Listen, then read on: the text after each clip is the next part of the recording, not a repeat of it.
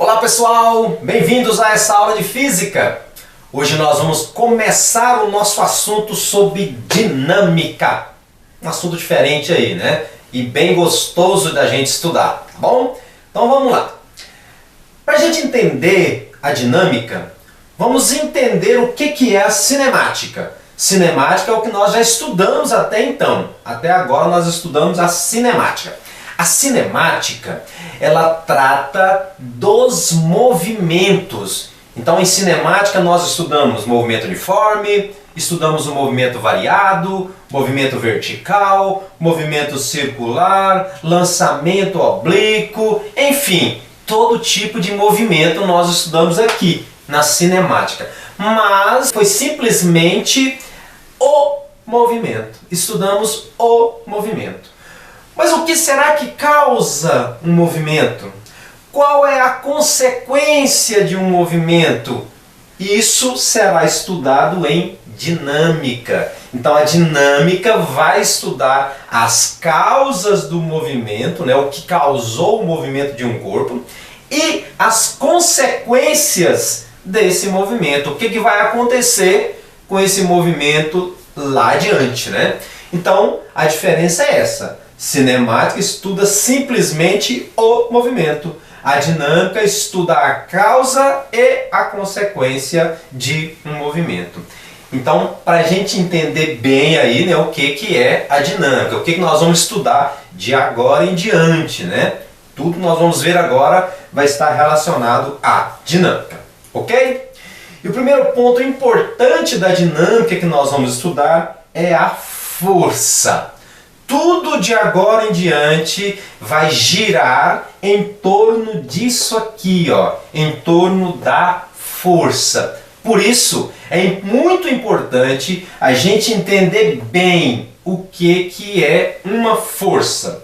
É comum você ouvir assim as pessoas dizendo: "Ah, fulano de tal tem muita força", né? Isso aí no cotidiano tudo bem, não é problema, mas na física isso não existe. A força não está em um corpo. Então o que é a força? A força vai ser aplicada por um corpo sobre um outro corpo. Então só vai existir força entre dois corpos. Não existe força em um corpo apenas. A força é um corpo aplicando em outro corpo.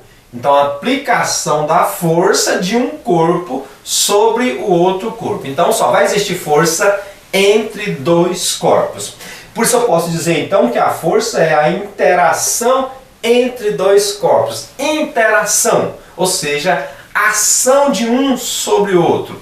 A força, então, ela é capaz de mudar o estado de repouso ou o estado de movimento do outro corpo. Se um corpo está parado, por exemplo, essa bolinha aqui está parada, e eu aplico uma força nessa bolinha, eu posso fazer essa bolinha se movimentar. Então eu estou mudando o estado de repouso desse objeto. Ele está em repouso, eu aplico uma força e ele começa a se movimentar. Mudei o estado de repouso dessa força. Mas eu posso também mudar o estado de movimento dessa força. Essa bolinha está em movimento, eu aplico uma força aqui e faço ela agora subir. Ela está movimentando na horizontal, a partir do momento que eu apliquei uma força, eu faço ela movimentar agora na vertical. Eu mudei o estado de movimento dessa força. Estava movimentando para um lado, agora está movimentando para o outro. Eu mudei a direção do movimento, né? Mas não é só a direção, não. Eu posso mudar também a sua velocidade. Ele está no movimento, eu aplico uma força e aumento a velocidade dele. Essa velocidade aumentou porque eu apliquei a força.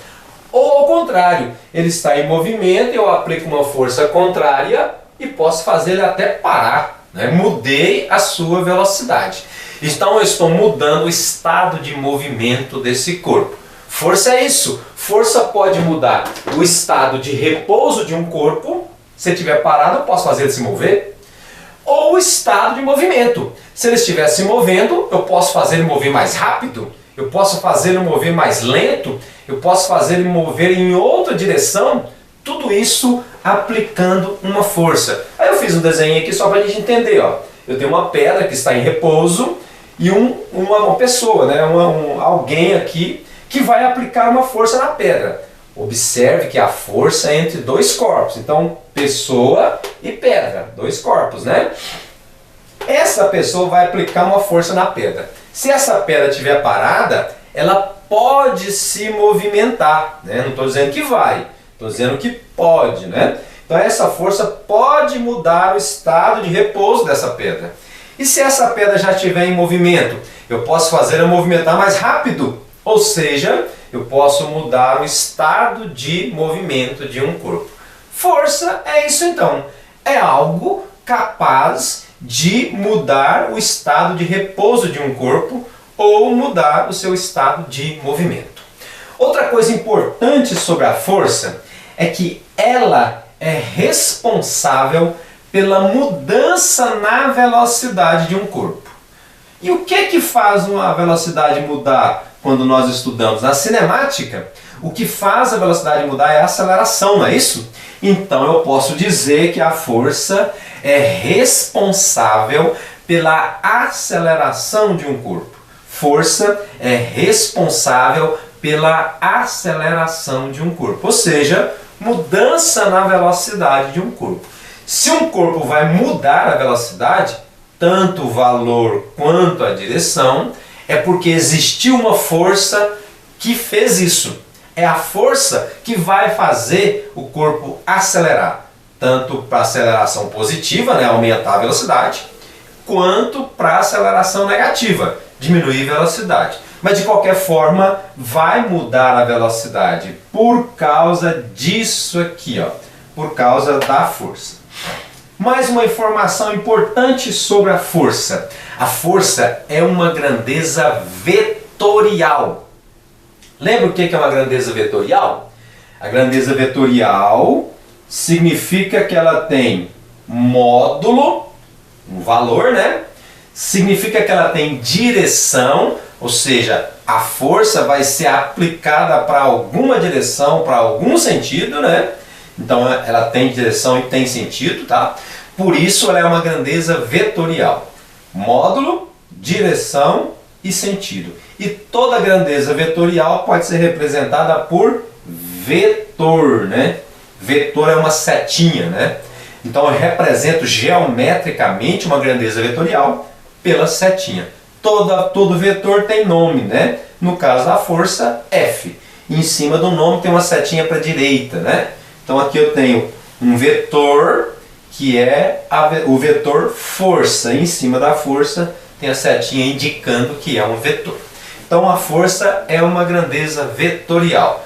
Tem módulo, valor, tem direção, reta, e tem sentido, para onde aponta. Ok? Houve um camarada chamado Isaac Newton que estudou profundamente a dinâmica. E aí, nesses estudos, ele elaborou 3 leis fundamentais para a dinâmica. 3 leis importantíssimas para a dinâmica. Nós vamos ver a primeira lei de Newton aqui. O que diz a primeira lei dele? É a lei da inércia. Vocês já devem ter ouvido isso aí, né? Inércia.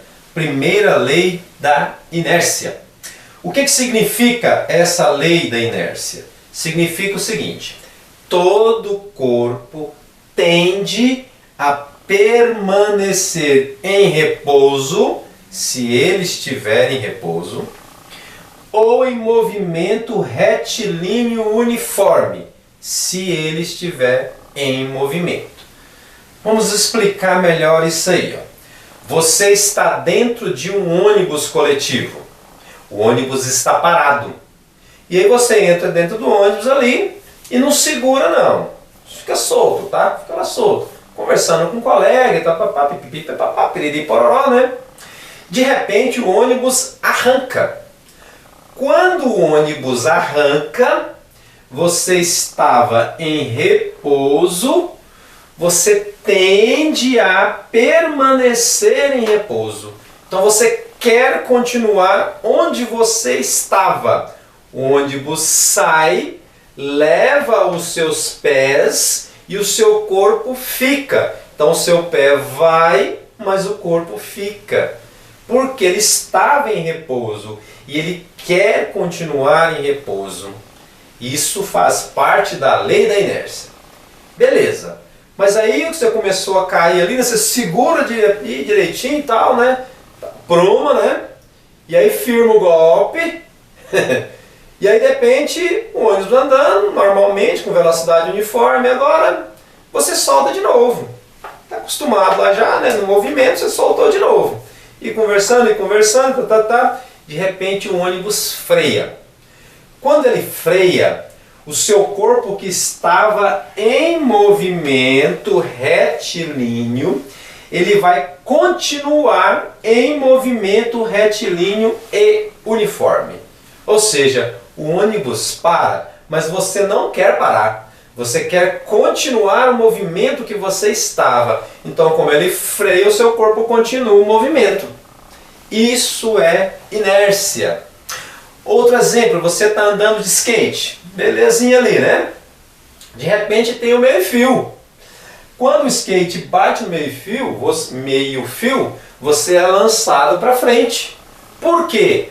Porque você estava em movimento, a tendência do seu corpo é continuar aquele movimento que ele estava. Então bate e você continua, né? É assim que funciona, por exemplo, o cinto de segurança. Quando o carro sofre um acidente que bate de frente, o seu corpo é lançado para frente, porque o seu corpo estava em movimento. O carro para, mas o seu corpo não quer parar, ele quer continuar. Daí o cinto de segurança então te segura aqui, né? Firma aqui para você não ser lançado para frente, tá? Então, isso é a lei da inércia. Se um corpo está parado, ele quer continuar parado. Se um corpo está em movimento, ele quer continuar um movimento retilíneo uniforme. Agora, beleza, você continua no ônibus, e aí o ônibus vai reto, né? Quando o ônibus faz uma curva fechada, o seu corpo é lançado contra um lateral do ônibus, né? Por quê? Porque o ônibus vira, mas o seu corpo quer continuar em linha reta. Então, quando o ônibus vira para um lado, o seu corpo vai reto. Isso é lei da inércia. Então, simplificando, todo o corpo tende a permanecer em repouso, se ele estiver em repouso, ou em movimento retilíneo uniforme, se ele estiver em movimento. É isso que diz a primeira lei de Newton, lei da inércia. A segunda lei de Newton é chamada de relação fundamental. O que é essa relação fundamental? O Isaac Newton chegou à seguinte conclusão: para que um corpo possa acelerar, lembrando que acelerar significa mudar a velocidade, né? Aumentar a velocidade, diminuir a velocidade, tudo isso é acelerar. Então, para que um corpo possa acelerar, é necessário ter uma força resultante aplicada a ele. Por isso que nós estudamos o vetor resultante nas aulas passadas, porque vamos aplicar aqui agora, vamos utilizar aqui agora. Então, uma força resultante, ou seja, um vetor resultante, né, vai provocar uma aceleração nesse corpo. Então, para o Isaac Newton, escrever a segunda lei, né, ou seja, a relação fundamental, ele disse o seguinte, ó, toda força resultante, né, o vetor resultante, provoca uma aceleração em uma massa. Todo corpo tem massa, né? Então, essa massa que vai acelerar se houver uma força resultante aplicada nele. Então, se tem uma força resultante num corpo, obrigatoriamente esse corpo tem que acelerar. tá? Isso aí é o que diz a segunda lei de Newton aí, ó. E aí então vem a formulazinha, ó. Força resultante é igual a massa vezes a aceleração. Então, se tem força resultante, tem aceleração. E se tem aceleração, significa então que o móvel está em movimento variado. Movimento variado, tá? Tem aceleração, significa que está variando a velocidade. Bom, as unidades de medida que nós vamos utilizar aqui tem que ser essas, ó. Metros por segundo ao quadrado para a aceleração, quilograma para massa e newton para a força resultante, tá? Existem outras unidades para força também, tá? Vou colocar aqui, né? Para força existe também KGF, né? KGF, que é bastante usado também. E aí tem derivados de KGF, que é tonelada força, né? Mas o mais comum é KGF. O que é KGF? É quilograma força, tá? Quilograma força. Outra unidade também é o Dina. Dina. Inclusive o aparelho que mede força é chamado de dinamômetro. Dinamômetro. É derivado dessa unidade de força aqui, tá? Mas no sistema internacional é newtons, ok? E aí a massa tem que estar em quilo, que também é sistema internacional, quilograma, né? E a aceleração tem que estar em metros por segundo ao quadrado. Então no sistema internacional são essas unidades aqui, ok? Beleza. Agora, uma observação importantíssima aqui, tá? Memorizem bem essa informação aí, ó. Corpo em equilíbrio. Quando o corpo está em equilíbrio, não vale isso aqui. Por quê? Isso aqui é quando o corpo está acelerado, movimento variado. E se o corpo estiver em movimento uniforme ou estiver parado, nós dizemos que ele está em equilíbrio. Quando o corpo está em equilíbrio, a sua força resultante é zero. Não tem força resultante sobre o corpo. E se a resultante é zero, automaticamente a aceleração também é zero, né? Se isso aqui é zero, automaticamente isso é zero. Ou vice-versa, né? Se isso aqui é zero, automaticamente isso é zero. Então, quando isso é zero e também isso é zero, o corpo está em equilíbrio, não tem força resultante. Pode ter várias forças aplicadas no corpo, mas a resultante dessas forças tem que ser zero. Aí ele está em equilíbrio. Mas existem dois tipos de equilíbrio aí, ó. O equilíbrio estático. Estático é o mesmo que estátua, né? Parado. Significa então que ele está em repouso. Se está em repouso, se está parado, está em equilíbrio. Se está em equilíbrio, isso aqui é zero. E também isso aqui é zero. Outro tipo de equilíbrio é o equilíbrio dinâmico. No equilíbrio dinâmico, o corpo está em movimento, mas não acelera. Está em movimento uniforme. Movimento uniforme. Se está em movimento uniforme, ele também não acelera, né? Aceleração é zero. Se a aceleração é zero, a força resultante é zero. Vamos resumir então. Se um corpo está parado, ele não está acelerando. Isso é zero, isso é zero. Está em equilíbrio. Se o corpo está em movimento uniforme, ele também não acelera. Se não acelera, isso é zero, isso é zero. Também está em equilíbrio. Então são dois tipos de equilíbrio. Ou ele está parado, ou ele está em movimento uniforme. E se não estiver parado e nem está em movimento uniforme, ele está em movimento variado. Se está em movimento variado, isso vai valer então. Isso não é zero, isso também não é zero. Porque ele não está em equilíbrio. Tranquilo? Então está em equilíbrio, parado, movimento uniforme. Não está em equilíbrio, está em movimento variado. Ok? Essa é então a segunda lei de Newton aí. É o que nós vamos mais trabalhar aqui durante esse nosso curso de dinâmica. Ok? E por último, mas não menos importante, a terceira lei de Newton. A terceira lei de Newton é ação e reação. O que diz essa lei, né? Toda ação corresponde a uma reação. Isso significa que se um corpo A aplica uma força em um corpo B, o corpo B reage sobre o corpo A. Por exemplo, se você chutar uma pedra, o seu pé deve doer, né? Provavelmente vai doer. Porque se foi você que chutou a pedra, por que seu pé vai doer?